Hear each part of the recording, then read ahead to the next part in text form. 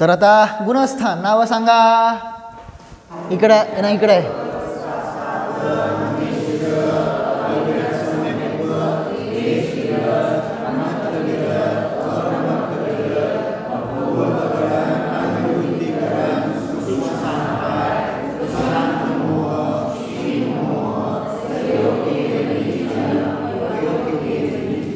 किती जणांचे पाठ झाले हात वर करा. पाठ झाले न बघता हात वर करा. जरा बाकीच्यांना मी विचारत नाही, काळजी करू नका, फक्त हात वर करा. आहे ना, पाठ झाले ओळीनं न बघता. चांगलं आहे, ठीक आहे ना. तर मग आता बाकीच्यांचा उद्या नंबर वाढले पाहिजेत मला, कारण आता किती दिवस चालणार आहे. मी म्हणलं तुम्ही लय मागं राहता प्रत्येक वेळेस, आणि मग तुम्हाला वाटतं काय मला समजत नाही, मला कळत नाही. है ना, किती वेळा सांगितलं जरा स्पीड घ्या जरा कारण ते प्रकरण पुढं जाणार, आणि मग होतं काय की ते डोक्याच्या वर होतं. कळलं का? त्यामुळं ज्या त्या वेळेस पाठ करत नाही. 14 मार्गाने संपल्या आल्यानंतर मग पाठ करता काय उपयोग आहे? आता 14 गुणस्थान संपल्यावर पाठ करायला काय उपयोग आहे? जे चालू आहे तेव्हा पाठ करून टाकायचं पडदिशी.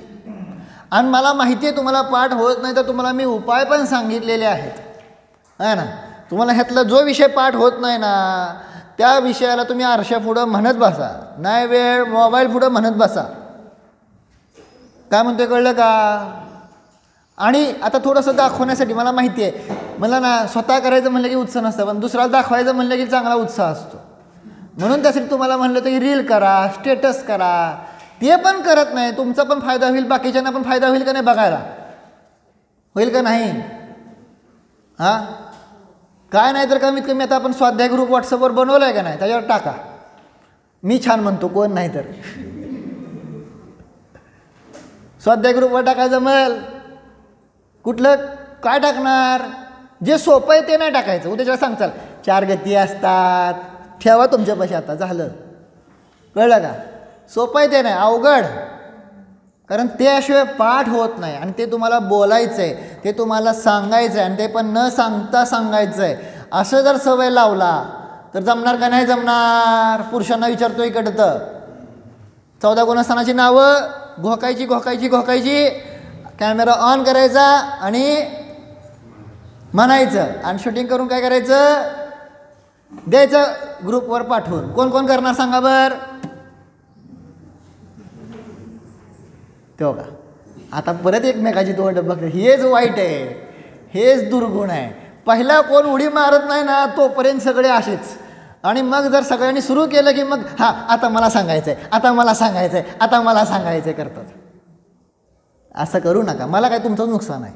तुमचं पाठ होत नाही ना, मग तुम्ही उपाय करा. तुम्हाला वाटतं मी पहिला उपाय सांगितला, आरशा पुढं म्हणा, है ना, येड्यासारखं बडबडत बसा. कळलं? आरशा पुढं कशासाठी? का न बघता म्हणायचं आहे तुम्हाला, आहे ना. नाही आरशा पुढं म्हणलं तर चालते, तसं काय नाही, आहे ना. पण तू हे सांगितलं, नाहीतर कमीत कमी मला दाखवायचं आहे, मला कोणाला तरी सांगायचं आहे. न बघता 14 गुणस्थानाची नावं उद्या सगळ्यांची पाठ पाहिजेत. काय म्हणतोय कळलं? आहे ना. प्रयत्न तर करा. पाठ हो न हो ठीक आहे, मी म्हणत नाही, तुम्हाला टेन्शन देत नाही. ॲटलिस्ट प्रयत्न तर करू शकता का नाही? आम्ही प्रयत्न केला 14 गुणस्थान पाठ करण्याचा, एवढं तर करू शकता का नाही? नाहीतर मी काय तुम्हाला जबरदस्ती करत नाही. मी आता फक्त पुढं जातोय एवढंच, बाकी काय नाही.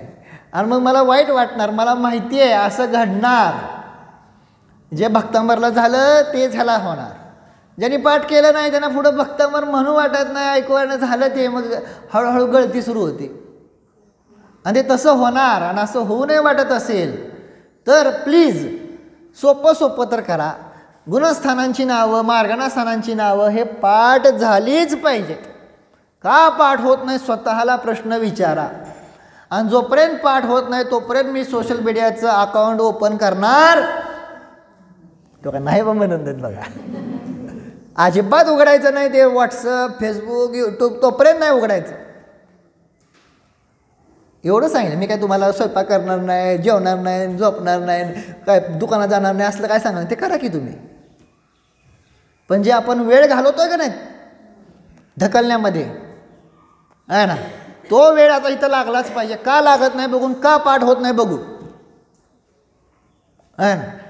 होणार का नाही होणार? पॉझिटिव्ह घ्या, देवापुढं तर म्हणा. होणार का नाही होणार? उद्याच होणार ना? तेव्हा आहे का? परत आवाज कमी. असं नका. चला, तर 14 गुणस्थान आपण बघत आहोत. त्यापैकी आता मला पहिलं, दुसरं, तिसरं सांगायची गरज आहे का? ज्यांना कळत नसेल त्यांनी प्लीज तुम्ही लगेच सांगत जावा.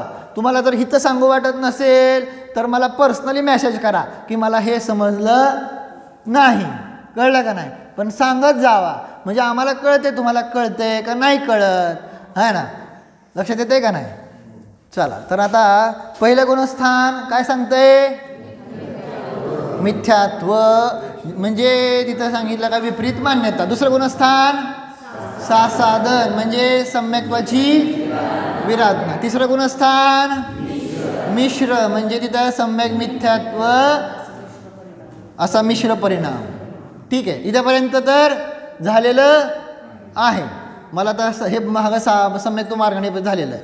आता चौथ्या गुणस्थानापासून सगळा खेळ सुरू झालेला आहे. मी इथं फक्त फळ्यावर लिहितो. अजून एकदा सोपं, काल एक जणांनी मला सांगितलं पण जरा नाही कळलं तर अजून एकदा सोपं करून दाखवतो, आहे ना? प्रयत्न करा. ठीक आहे. तर आता मोहनीय करणं, वारंवार वारंवार आपल्याला ते तिथं येते. मोहनीय तुम्हाला सगळे चार्ट पाठवलेले आहेत. मोहनीयाचे दर्शन मोहनीय आणि मी शॉर्ट लिहितो बरं का, तुम्ही समजून घ्या. चारित्र मोहनीय. दर्शन मोहनीयाचे 3 भेद: मिथ्यात्व, मिश्र, सम्यक. चारित्र मोहनीयाचे 16 कषाय प्लस 9 कषाय. 16 कषाय कुठले? आता हे महत्वाचं आहे ना, आता हे महत्वाचं. अनंत अनुबंधी क्रोधमान माया, अप्रत्याख्यानावर क्रोधमान माया, प्रत्याख्यानावर आणि संज्वलन. हे काय आहेत? हे काय आहेत? 16 कषाय. ठीक आहे ना? आता हे 16 कषाय काय करतात? थोडं वर दाखवतो म्हणजे बाकीच्यांना पण दिसतं. 16 कषाय, हे 16 कषाय काय करतात? म्हणजे 16 काय? 4च, मेन 4. पहिल्यांदा काय करतात हे लक्षात ठेवायचं. अनंत अनुबंधी काय करतंय हो? म्हणजे काय होऊ देत नाही. काय करतंय म्हणजे काय होऊ देत नाही. अनंत अनुबंधी काय करतंय? होऊ देत नाही. सम्यक्त्व. आणि अजून एक लिहिलं होतं बघा तिथं. काय लिहिलं होतं? आनंद संसाराला कारण आहे, म्हणजेच तिथं तुम्हाला चार्ट पाठवतो फोटो. सम्यक्त्व होऊ देत नाही आणि स्वरूपाचरण चारित्र होऊ देत नाही. काय शब्द आहे? मी चार्ट पाठवतो ना व्हॉट्सअप ग्रुपला, बघितला का नाही? अभ्यास करतच नाही काय, मला असं आढळलं आहे, है ना? स्वरूपाचरण चारित्र, चारित्र पण आहे ना. चारित्र मोहण्याची प्रकृती, मग काय तर चारित्र होऊ देणार नाही ना. सम्यक दर्शन हे तर श्रद्धान झालं, दर्शन मोहनीकडे आलं, है ना. प्लस स्वरूपाचरण चारित्र. जे ग्रुपवर जॉईन नाही त्यांना वारंवार सांगितलं ग्रुपवर जॉईन व्हा.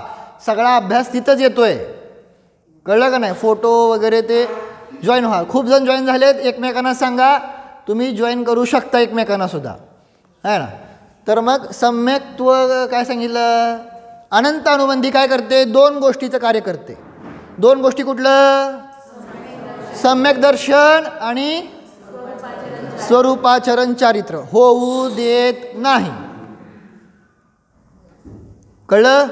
आजपासून एवढं डोक्यात. अनंत अनुबंधी काय करते? सम्यक दर्शन आणि स्वरूपाचरण चारित्र होऊ देत नाही. अप्रत्याख्यानावरण कषाय काय करतो? है ना. थोडा देखील संयम, थोडा देखील संयम होऊ देत नाही. इथं अभाव चाललाय बरं का. काय म्हणतात? नाही, नाही. ठीक आहे ना. अभाव चाललाय, काय करू देत नाही. अप्रत्याख्यानावरून काय करते सांगा मला? थोडा देखील संयम करू देत प्रत्याख्यानावरण काय करतंय? थोडा संयम होतंय पण पूर्ण संयम करू देत नाही. मी तुम्हाला त्यासाठी फोटो पाठवला तत्वार सूत्रामधला आहे ना, ठीक आहे ना. थोडा संयम होतोय पण पूर्ण संयम करू देत, हे लक्षात राहणार का आता एवढं? आणि संज्वलन, आता इथं पूर्ण संयम होतोय पण यथाख्यात चारित्र्य होऊ देत नाही. यथाख्यात चारित्र्य आपण भेद बघितलेत ना, संयम मार्गणेमध्ये भेद बघितलेत का नाही? संयम मार्गणेतले भेद आता मी नाही फळा फिरवत, तुम्ही सांगा, जाऊ द्या. कुठले कुठले?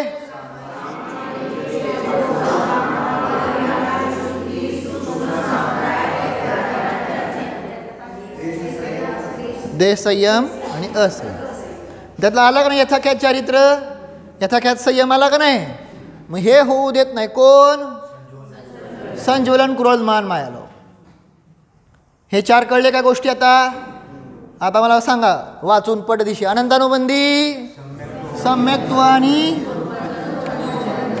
स्वरूपाचरण चारित्र्य होऊ देत. अप्रत्याख्यानावरण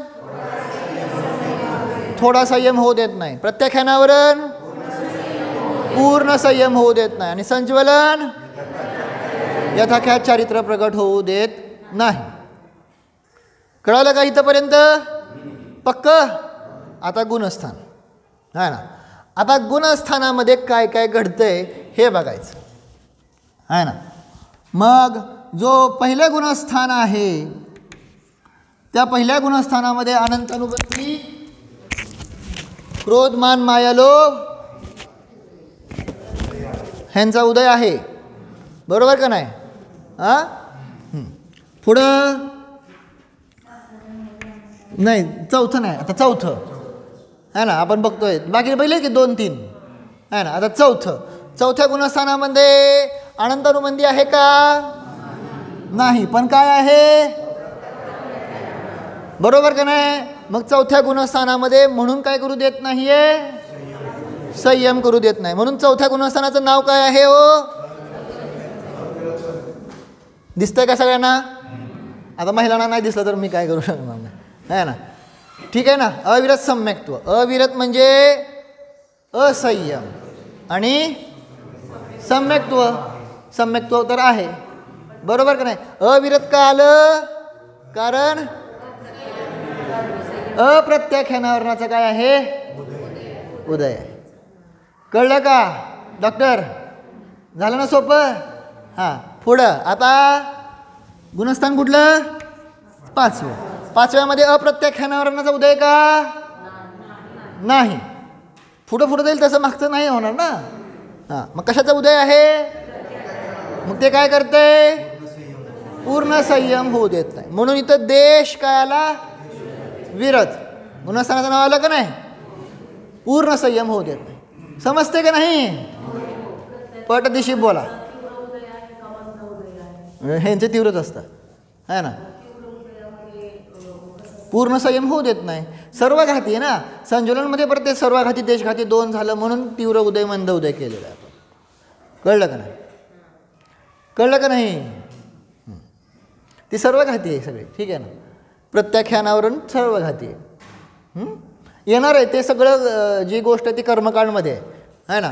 मी आत्ता जास्त विश्लेषणमध्ये अजून मी जात नाही. ठीक आहे. 5वं गुणस्थान झालं का? ओके. आता गुणस्थान कुठलं? 6व्यामध्ये अनंतानुबंधी, अप्रत्याख्यान, प्रत्याख्यानावरणाचा उदय नाही. कशाचा उदय आहे? संज्वलन आहे ना. त्यामुळं पूर्ण संयम होत आहे. 6वं गुणस्थान आहे ना. परंतु संज्वलनचा आणि 9 कषायांचा काय आहे? तीव्र उदय आहे. म्हणून प्रमत्त विरत आहे ना. पूर्ण संयम झाला म्हणून विरत. कळलं? परंतु संज्वलन 4 आणि 9 कषाय, हास्य, रती, शोक, भय, जुगुप्सा कळलं का नाही? स्त्री पुन पुसक वेद. ह्या 9 कषाय आणि 4 संयोजन ह्यांचा कसा आहे? तीव्र उदय. म्हणून 6व्या गुणस्थानामध्ये प्रमाद आला. प्रमत्त विरत. ओके. आता 7वं गुणस्थान आहे.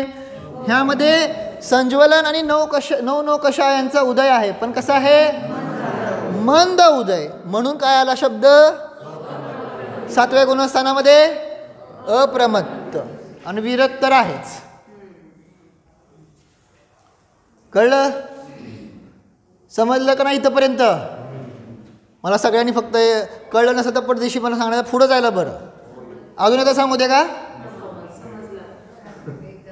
अजून एकदा सांगू? सोपं आहे, काय नाही. बरं मला ह्याचं सांगा पहिल्यांदा. तुम्ही सगळ्यांनी बोला पटापट. अनंतानुबंधी असताना काय होऊ देत नाही? आणि अप्रत्याख्यानावरण, प्रत्याख्यानावरण आणि संज्वलन. एवढं लक्षात राहिलं का? हां, इथंपर्यंत समजलं. आता पुढं पहिल्या गुणस्थानामध्ये अनंतानुबंधीचा उदय आहे का नाही? म्हणून सम्यक्त्व आणि स्वरूपाचरण चारित्र्य होऊ देत. 4थ्या गुणस्थानामध्ये अनंतानुबंधीचा उदय आहे का? हां, समजतंय ना? हे असं उक्रॉस नेतोय. अनंतानुबंधीचा उदय, अप्रत्याख्यानावरणाचा उदय, बरोबर का नाही? अनंतानुबंधीचा उदय नाही म्हणून 4थ्या गुणस्थानामध्ये सम्यक्त्व हा शब्द लागला, बरोबर. परंतु अप्रत्याख्यानावरणाचा उदय आहे म्हणून अविरत हा शब्द लागला. थोडा देखील संयम होऊ देत नाही. ठीक आहे ना? 5व्या गुणस्थानामध्ये अनंतानुबंधी अप्रत्याख्यानाचा उदय आहे का? नाही. म्हणून तिथं सम्यक्त्व तर आहेच, आहे ना. परंतु प्रत्याख्यानावरणाचं काय आहे? म्हणून काय होत देत नाही? पूर्ण संयम होऊ देत नाही, थोडा संयम होऊ देत नाही. म्हणून देशविरत हा शब्द लागला. समजलं? समजलं का नाही? आता 6वं गुणस्थान. 6व्या गुणस्थानामध्ये अनंतानुबंधी, अप्रत्याख्यान, प्रत्याख्यानावरण यांचा उदय आहे का? म्हणून विरत शब्द लागला. काय लागला? विरत म्हणजे संयमी. विरत म्हणजे संयम. कळलं का नाही? म्हणून विरत शब्द काय खालपर्यंत गेले. विरत शब्द लागला. आणि पुढं काय सांगितलं? अनंतानुबंधी अप्रत्याख्यान, प्रत्याख्यानावरणाचा 6व्या गुणस्थानामध्ये उदय नाही म्हणून विरत शब्द लागलेला. परंतु संज्वलन आणि 9 कषाय ह्यांचा तीव्र उदय असल्यामुळं प्रमाद आहे म्हणून प्रमत्त शब्द लागला, है ना. आणि पुढं 7व्या गुणस्थानामध्ये संज्वलन आणि 9 कषाय ह्यांचा मंद उदय आहे म्हणून अप्रमाद आहे म्हणून अप्रमत्त विरत हा 7व्या गुणस्थानाचं नाव आलं. ओके, क्लिअर झालं? पक्क? आता समजलं का नाही एवढं सांगा. लक्षात राहू न राहू, समजलं का नाही सांगा. हां, बस. आता पुढं 7व्या गुणस्थानापासून संपल्यानंतर 8व्या गुणस्थानापासून काय सुरू होणार? श्रेणी, आहे का नाही? 8व्या गुणस्थानापासून काय सुरू होतंय? श्रेणी. ठीक आहे ना. त्यासाठी तुम्हाला मी तर सांगितलं होतं, पुस्तक जर असेल आपणा पुढं तर पान नंबर 25. पान नंबर 25 आहे का? तिथं लिहिले श्रेणी म्हणजे काय. श्रेणी म्हणजे काय? मी फोटो पाठवला तुम्हाला सगळा, आहे ना. चारित्र मोहनियाच्या 21 प्रकृतींचा उपशम किंवा क्षयाच्या निमित्तामध्ये वृद्धिंगत होणारे वितराग परिणाम, आहे ना. अशा प्रकारे हे श्रेणी सांगितली. लक्षात नाही आलं तरी सुद्धा पुढं कळलं. ठीक आहे ना. आत्ता नको, आज वेळ नाही तेवढा. ठीक आहे, हे उद्या सांगतो. हां, काय म्हणलं? काय म्हणलं? 21 प्रकृती, चारित्र मोहनियाच्या 21 प्रकृती, आहे का नाही. चारित्र मोहनियाच्या एकूण प्रकृती किती सांगा मला? 25. 25 मधल्या फक्त 4 सोडायच्या, ते मला माहिती, सांगतो परत. हां, बरोबर. अनंतानुबंधी 4 सोडायच्या. कळलं का नाही? तिथं लिहिलंय का नाही? चारित्र्य होण्याची एकूण प्रकृती किती? 25. मग 25 पैकी अनंतानुबंधी 4 सोडल्या तर राहिलेल्या किती? मग ह्या 21 प्रकृतींचा उपशम किंवा काय होणार आहे? क्षय आहे ना, सुरू होत जाणार आहे. ठीक आहे ना. उपशम होत असेल तर उपशम श्रेणी. श्रेणीचे परत 2 भेद आहेत का नाही? उपशम होत असेल तर उपशम श्रेणी, क्षय होत असेल तर शपक श्रेणी. फोटो पाठवले तुम्हाला, वारंवार सांगतोय की हे अभ्यास करून येत जावा आहे ना. असं करत जाऊ नका. लक्षात येते का? है ना.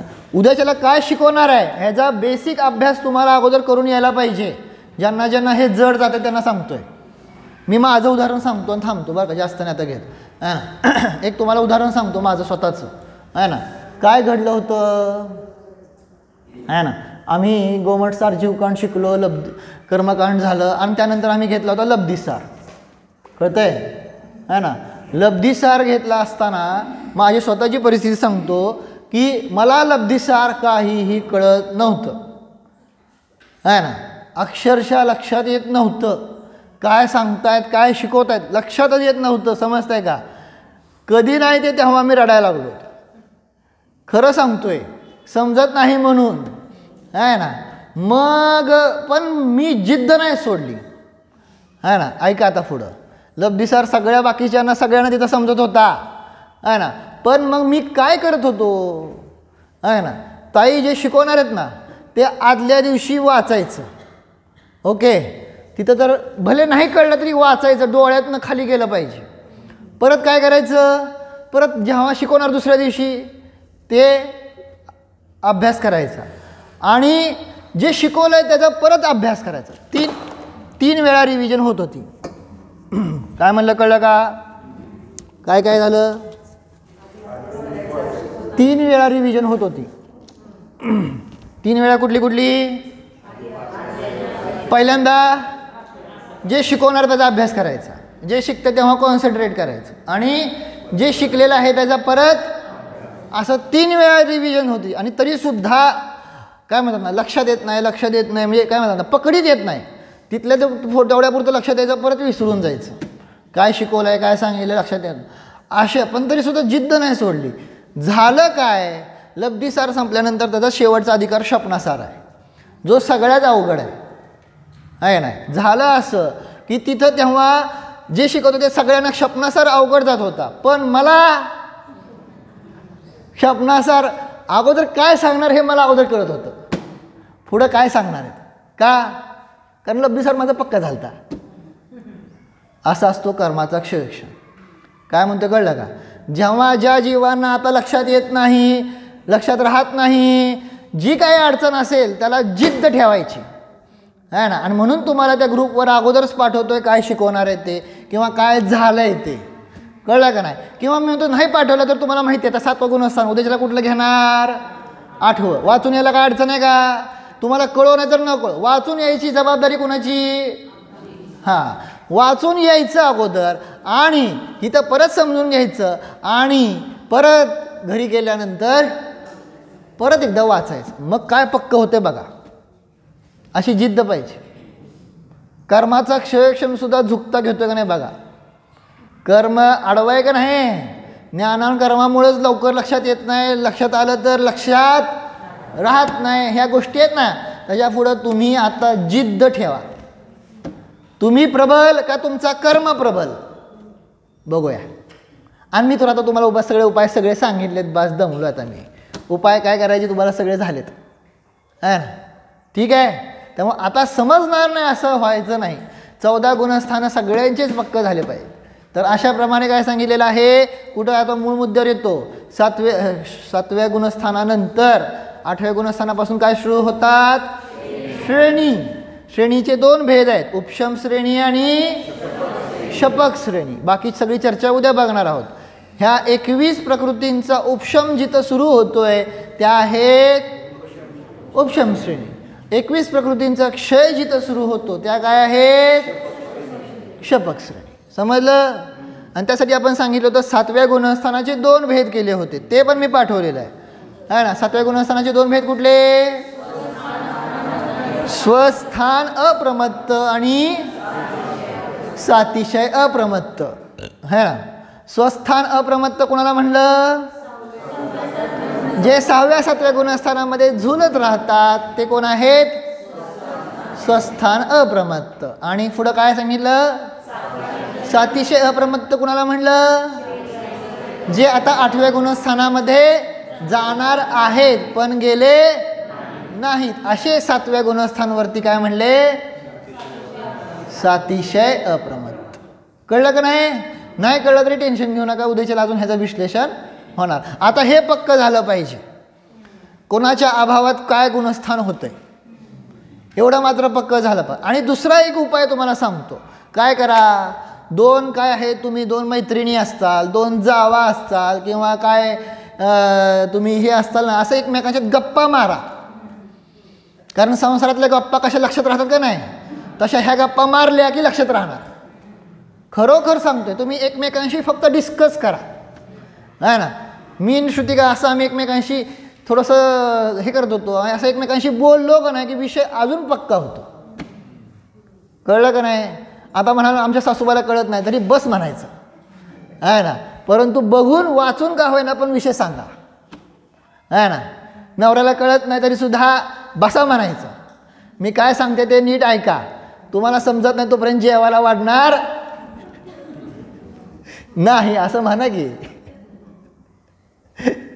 आहे ना. ते म्हणतेच हा समजलं द्या जेवायला आहे ना. मला काय म्हणायचं, अभिप्राय एवढाच आहे, कसंही करा परंतु एकमेकांच्या तुमच्या ज्ञानात हा विषय, तुम्ही जर म्हणत असाल फक्त 9 ते 9 9:30 कळलं पाहिजे तर नाही राहणार. इथं लिमिटेशन्स आहेत, कळलं का नाही. आणि प्रत्येक जीवाचा क्षयक्षम कमी जास्त आहे, कळलं का. त्यामुळं वेळेच्या अभावात शेवटी एकदा सांगितलं ठीक आहे, किती वेळा सांगणार, कळलं का नाही. त्यामुळे तुमची तयारी तुम्ही अशा प्रकारे तयार करून या, एकमेकांना विचारा, जेवढं समजेल तेवढं सांगा, तेवढी चर्चा करा. आणि आपल्यापेक्षा अधिक जे क्षयक्षम आहे त्यांची काय करायची, मैत्री करा, कळलं का नाही. ज्यांना ही जास्त समजत आहे त्यांच्याबरोबर गप्पा मारा आहे का नाही. म्हणजे काय होतं आहे, अजून जास्त काय होतं आहे, विषय समजतो, खुलतो. जेवढा वाचून कळत नाही तेवढा गप्पातनं जास्त कळतो. ठीक आहे. त्यामुळे संध्याकाळी फिरताना गुणस्थान, ठीक आहे, गुणस्थानाच्या अतीत व्हा. चला डोळे बंद करा.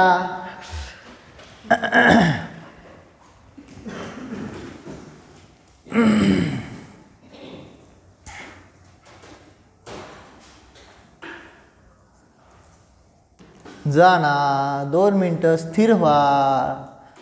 स्थिर नाही होणार तर गुणस्थानाच्या अतीत कसे होणार.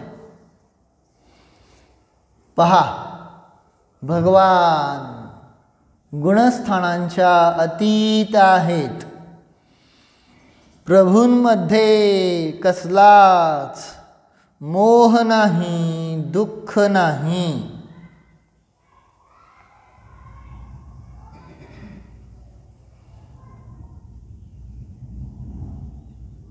प्रभूंमध्ये कसलाच योग नाही. भगवान जसे गुणस्थानाच्या अतीत आहे तसा माझा स्वभाव गुणस्थानाच्या अतीत आहे. मी पहिल्या गुणस्थानावरती मिथ्या दृष्टी नाही, 4थ्या गुणस्थानावरती सम्यक दृष्टी नाही. त्या क्षणिक पर्याय आहेत. मी आत्मा शाश्वत आहे.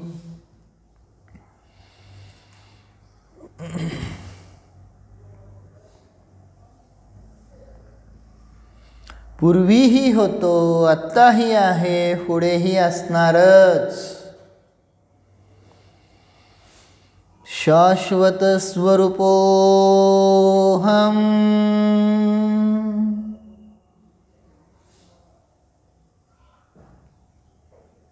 गुणस्थान रहितोऽहम्.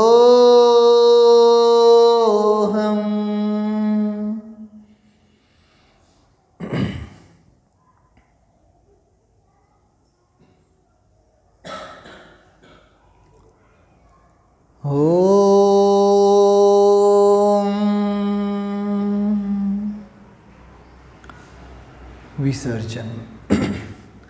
नमो हरी.